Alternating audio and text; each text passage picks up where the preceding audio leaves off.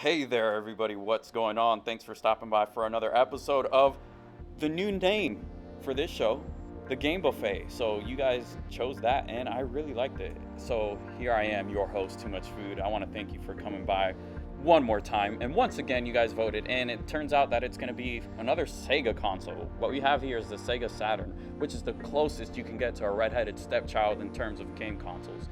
This thing existed merely because someone forced it. And it all starts in Japan. This console released in 1994 in Japan, mainly because the Sega Genesis, known as the Mega Drive over there in Japan, wasn't doing so well. It was actually selling behind the PC Elite and the Super Nintendo. So Sega Japan wanted to come out with a competitive console, move into the future, and close that generation, close it off, call it quits, the end.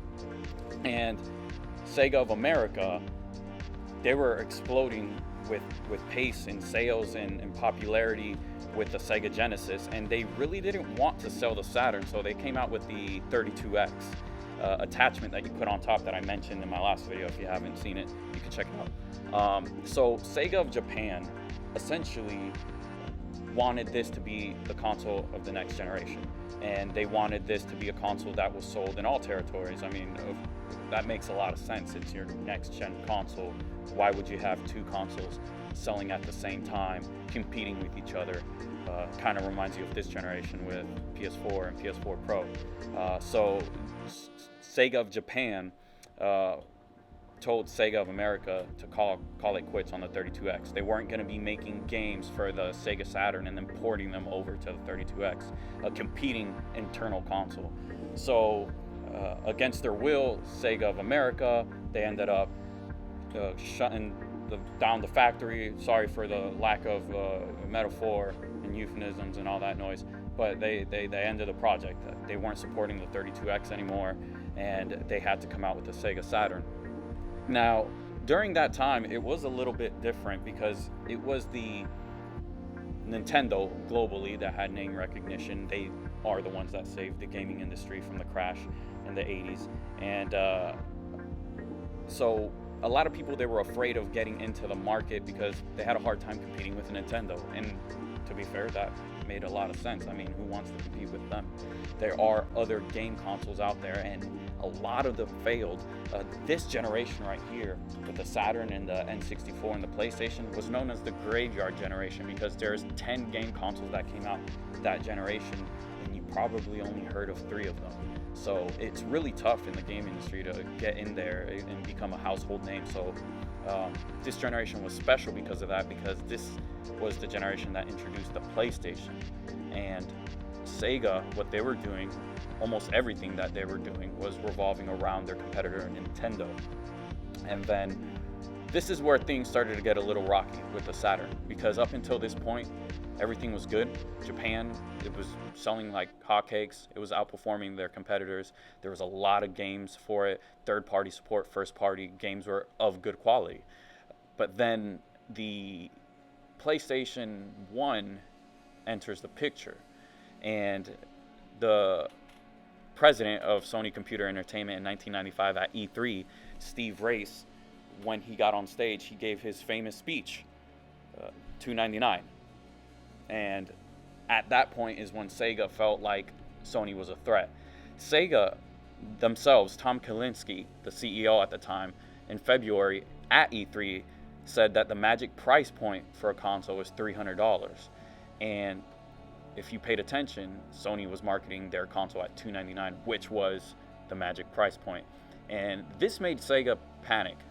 And this is probably one of the most botched console launches in history. And if you think the whole Don Matrick thing with the Xbox One was bad, if you think the whole Sony PlayStation 3 price reveal at $6 trillion was bad, this one was pretty bad. They showed you this console at E3 in North America, and instead of saying like, oh, this is going to be coming out in November or December at the latest, they were like, oh, you like our console, it's pretty cool, has a lot of power, cool sound chips. By the way, it's available on store shelves right now. You could go buy one right now. And they did that because they felt like the PlayStation was a threat to this console, and it wasn't even selling at that magic price point. It was selling at $399. So what was happening there was panic took control. So what was going on is now third-party developers, first-party developers were pissed. They didn't have games ready. They were told, hey, this is what's happening, and I'm sorry, but there's nothing that we can do about it.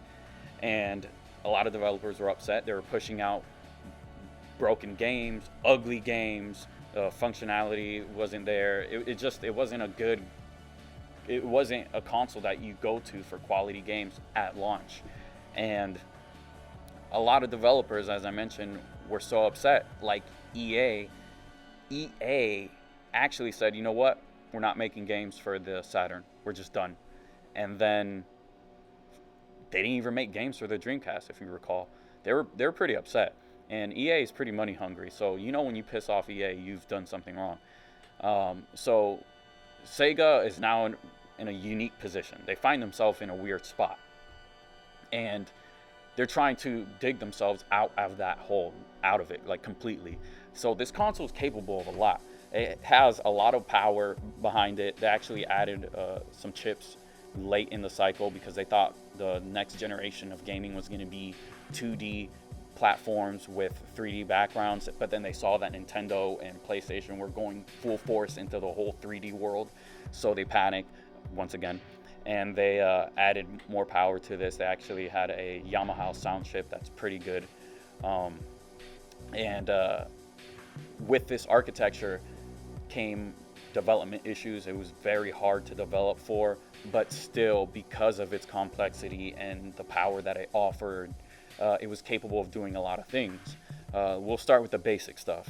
It has in the back, there's a little port here in the back where you take it out, and there is a battery to where it pretty much powers the system memory, and you can save your games on here. So it wasn't like the PlayStation where you needed a memory card. You could just save it on here. Now, that was a good thing in comparison to the PlayStation, and a bad thing, because the PlayStation's memory card, it was expensive. And so when they said $299, it was very misleading. Like always, they tell you a low price, but then you need all these other things you need to buy for it. But it was ultimately the best choice, although it was more expensive, because you save it, and that is it. You are done. Here, you save it, and then when this battery that's inside dies, you lose your saves. So you would have to either, get in the fetal position and cry, or you would have to shell out some more money, like you would have to on the PlayStation 1, and get a memory card that you can add to the back here, a memory cartridge, I'll say, and you can put your saves there. But that's needing extra money. So it's, again, another misleading thing, this time on Sega's end. Now with this port that's in the back where the battery was, there's actually a port that you could put in something called a VCD decoder, which is a video CD.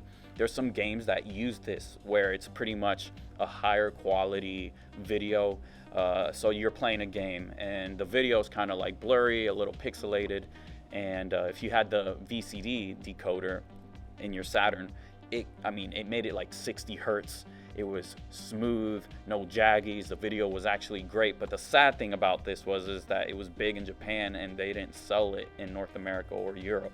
So I feel like if that was something that was built into this and they were showcasing it on commercials or maybe magazines, it definitely would have boosted the Saturn's reputation.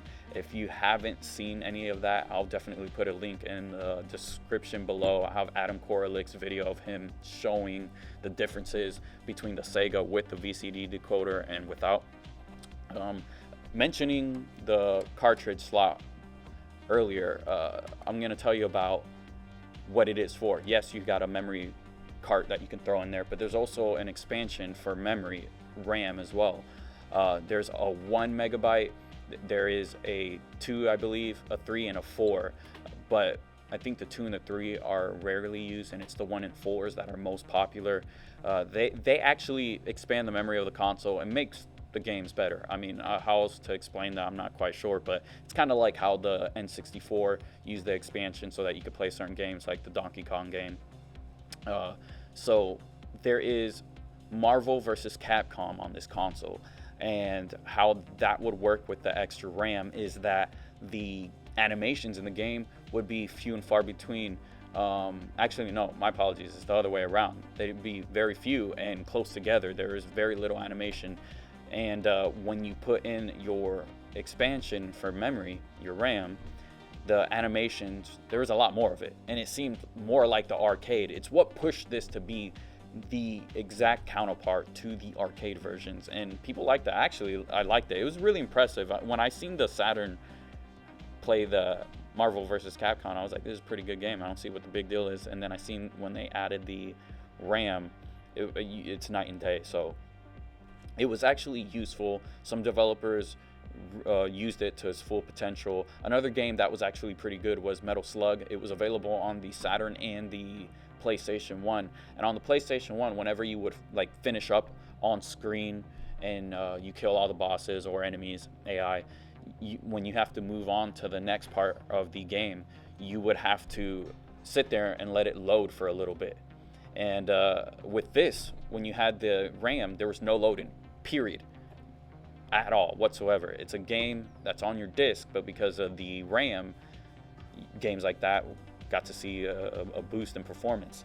And although some people don't mind loading, especially when you're getting into the world of CDs and discs, we had to start getting used to that because we were spoiled by cartridges and generations before. But it was pretty cool to see that still carry on with the Sega Saturn.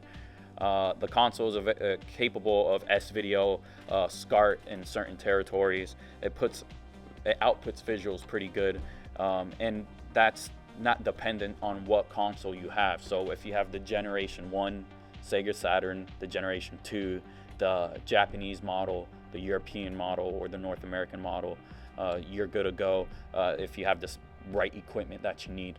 Now, the popular games that are on here, I'm going to have to edit this part out because of the phone ringing. Let me see. Boom. So some of the popular games behind this is going to be, like previously mentioned, Metal Slug, Marvel vs. Capcom. You got Panzer Dragoon, which really showcased what this console is capable of. You got Knights, and you have a weird looking Sonic game that wasn't the real successor. It was some strange, odd game. The only thing that I can think of that is comparable with how weird it is when, you know, when Philips was able to make games for Nintendo and they had those weird Zelda versions of the game. That's like what I think about that version of Sega. I'm sorry, what the version of Sonic was for this console. But it was just to show what was to come. They were like, yes, we know that there's no Sonic on here, like an official Sega Saturn next-gen version of Sonic, but this is what's to come. Check it out when it comes out. So they were trying to like hold you off and let you see what's down the pipeline. The games were able to use, just like in the previous generation, they had like the big joysticks that were like for flight simulators and so forth, but you could still use those. They had a remote that they added that has a joystick as well, and Panzer Dragoon was able to use that, even though that came out after the game was released. If you look at it, it resembles the Dreamcast remote, so it's funny, you can see where they kind of got like that inspiration for the Dreamcast remote from. This console was actually, it was a weird console, definitely. Not a lot of people knew about it, especially myself. Me being a huge gamer, I know earlier I mentioned there was 10 consoles this generation, and most people only knew about 3. When I was at my age, when these consoles came out, I only knew about the 2. I didn't meet not one person that had the Sega Saturn, period. Nobody, not one. And I think that's kind of like speaking true to its story, to its life story. That so many things hindered this console from getting into the home. The price point, the politics, the workplace problems, not being on the same page with everybody else, not just within your own company, but with competition. You tell people exactly what it is they need to do to be successful, but then you're not doing it yourself. they were a company that was more about like, let's try something. All right, that didn't work, let's do that other thing. That didn't work, let's do that other thing. They were burning cash, and they weren't like a tech conglomerate by any means. They're not a Microsoft. They don't have money to burn like that. They had money. They were very successful, but you're a business, and no matter how big your business is, small or big, corporate or private, you know, you got to manage. There needs to be some unification of management, and they were all on different pages. There was a point in time, and this should help you, you know, paint the picture of what was wrong with Sega. There was a point in time where the Master System was doing well in Brazil, and then you have the Sega Genesis with the Sega CD and the 32X doing great in North America, still doing pretty good in Europe. You have the Sega Saturn in Japan. You have the Sega Game Gear in multiple territories. They're coming out in all these territories, all these products. They're burning cash, and they're just making things to make them. They have the Sega Nomad and like 15 other partnerships, like I've mentioned in the previous episode when we covered the Sega Genesis. They have like 15 other iterations of the Sega Genesis. They were burning cash, and it seems like they didn't care. And to an extent, that's kind of cool for the gamer because you're getting all these cool things. But what's not cool is when you stop getting cool things. I'd rather get one or two cool things over time than getting nothing from your favorite console manufacturer when they die out. The history on this console is kind of short, so this video is going to be short in itself, but I want to thank everybody for swinging by and catching this show, this episode of the Game Buffet. I'm going to let you know what you can vote for on my Twitter page. You can click the link in the description below, and what I'll do is I'll do another show based off of that. So we're going to have the Nintendo GameCube, the Xbox, the PlayStation 2, and the Sega Dreamcast. Instead of 3, we're doing 4. So you already know the drill. Make sure you go vote. This isn't the US elections where your vote doesn't matter. I actually give it to you. So let me know what you think in the comment section below. What do you think of the Sega Saturn? Did you learn anything new? Is this something that you already knew? Did I leave something out? Let me know in the comment section. We can definitely chit chat. This is Too Much Food, me. Thanks for stopping by for another show. Please don't forget to rate, comment, favorite, and subscribe. And as always, thanks for watching.